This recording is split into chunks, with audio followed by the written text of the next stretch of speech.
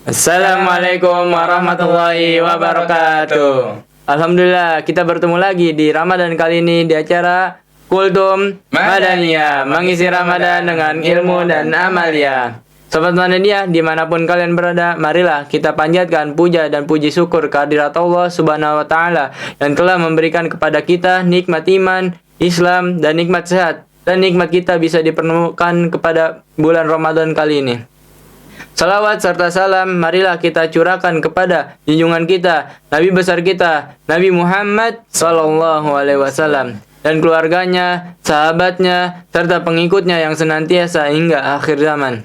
Nah, Sobat Madaniyah, di acara kali ini, santri-santri PT Darul Rahman akan mengisi hari-hari Sobat Madaniyah dengan acara yang insya Allah bermanfaat.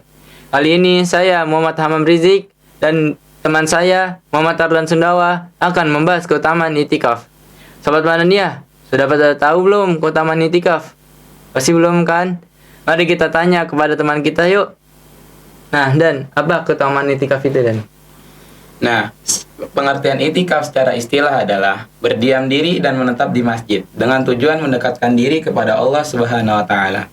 Allah Subhanahu wa Ta'ala berfirman dalam surat Al-Baqarah ayat 187 yang berbunyi, "Wala tubashiruhunna wa antum 'akifuna fil masajid."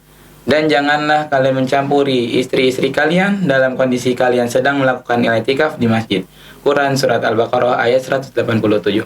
Hukum i'tikaf di Aman Sayyid Sabik menjelaskan, i'tikaf ada dua macam, yaitu wajib dan sunnah. I'tikaf wajib adalah i'tikaf karena nazar. Misalkan, ada seseorang yang mengatakan, jika aku sembuh dari sakitku, maka akan aku i'tikaf di dalam masjid selama 3 hari. Maka i'tikaf itu hukumnya adalah wajib baginya.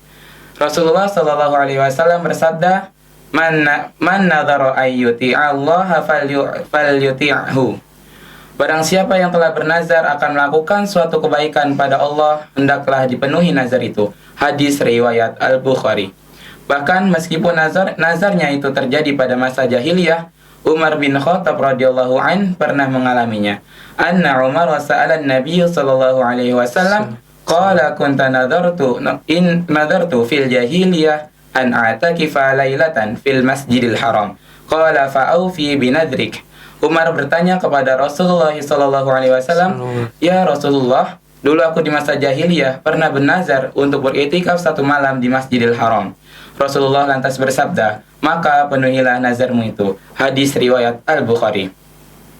Iktikaf sunnah adalah iktikaf secara sukarela untuk mendekatkan diri kepada Allah Subhanahu wa Ta'ala, termasuk beriktikaf pada 10 hari terakhir Ramadan ini. Adalah hukumnya sunnah, namun hukumnya sunnah muakkad, yakni sunnah yang sangat dianjurkan. Rasulullah Shallallahu Alaihi Wasallam tidak pernah meninggalkan i'tikaf pada 10 hari terakhir malam Ramadan. Dari Aisyah radhiyallahu anha, istri Nabi Shallallahu Alaihi Wasallam, bahwasanya Rasulullah Shallallahu Alaihi Wasallam biasa i'tikaf 10 hari terakhir Ramadan hingga beliau diwafatkan oleh Allah Subhanahu Wa Taala. Kemudian istri-istri beliau beriktikaf sesudah beliau wafat. Hadis riwayat Al-Bukhari. Nah, iktikaf juga harus diiringi dengan niat. Niat itulah yang membedakan seseorang beriktikaf atau tidak, meskipun sama-sama berada di dalam masjid. Para ulama sepakat bahwa niat adalah di dalam hati, sehingga tidak harus melafazkan niat. Namun, Syekh Wahbah Az-Zuhaili menyebutkan, jumhur ulama selain mazhab Maliki berpendapat melafazkan niat hukumnya sunnah dalam rangka membantu hati menghadirkan niat. Sedangkan menurut mazhab Maliki, yang terbaik adalah tidak melafazkannya karena tidak ada contoh dari Rasulullah Sallallahu Alaihi Wasallam. Bagi yang ingin melafazkan niatnya adalah nawaitu i'tikafa sunnatan lillahi ta'ala, atau bisa nawaitu i'tikafa fi hadzal masjidi lillahi ta'ala. Keutamaan i'tikaf antara lain adalah 1. Setiap saat mendapat pahala. Tujuannya di masjid dalam rangka mendekatkan diri kepada Allah. Saat terjaga, ia mengisi waktunya dengan sholat, tilawah, zikir, berdoa, bermunajat, tadabur, tafakur, dan mengkaji ilmu. Bahkan dalam kondisi tidur pun, orang yang beriktikaf mendapat pahala yang besarnya tidak bisa didapat oleh orang yang tidur di dalam rumahnya. Sebab tidurnya itu termasuk rangkaian iktikaf. Yang kedua adalah iktikaf termasuk sunnah Rasulullah Sallallahu Alaihi Wasallam. Rasulullah Sallallahu Alaihi Wasallam iktikaf pada 10 hari bulan Ramadan.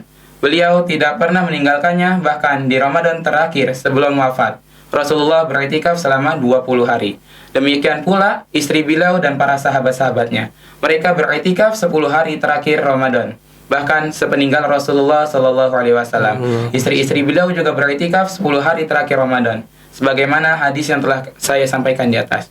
Kemudian yang ketiga adalah mendapatkan Lailatul Qadar. Orang yang iktikaf 10 hari terakhir Ramadan, insya Allah ia akan mendapatkan Lailatul Qadar. Bagaimana tidak? Menurut hadis-hadis sahih, Lailatul Qadar turun pada malam ganjil pada 10 hari terakhir bulan Ramadan. Bukankah saat itu orang yang beriktikaf sedang beribadah kepada Allah? Bahkan seandainya orang yang beriktikaf itu sedang tidur dan hanya bangun sebentar pada malam Lailatul Qadar, insya Allah ia tetap mendapat Lailatul Qadar karena tidurnya merupakan rangkaian iktikaf dan berpahala. Maka dari itu, kita harus memaksimalkan dan untuk meraih takwa. Juga tidak lupa kita jaga kesehatan jasmani dan rohani kita untuk mempersiapkan diri kita untuk iktikaf kepada Allah Subhanahu wa taala. Mari kita niatkan dari sekarang untuk beriktikaf di 10 hari malam terakhir bulan Ramadan. Nah, Sobat Madaniyah yang berbahagia, demikianlah kultum yang dapat saya sampaikan. Mohon maaf atas segala kesalahan. Semoga Allah memberi hidayah, inayah, dan keberkahan kepada kita semua supaya kita memetik keutamaan bulan Ramadan. Akhir kata, selamat menunaikan ibadah puasa Ramadan. Sampai jumpa di kultum Madaniyah, mengisi Ramadan dengan ilmu dan amalia. Wassalamualaikum warahmatullahi wabarakatuh.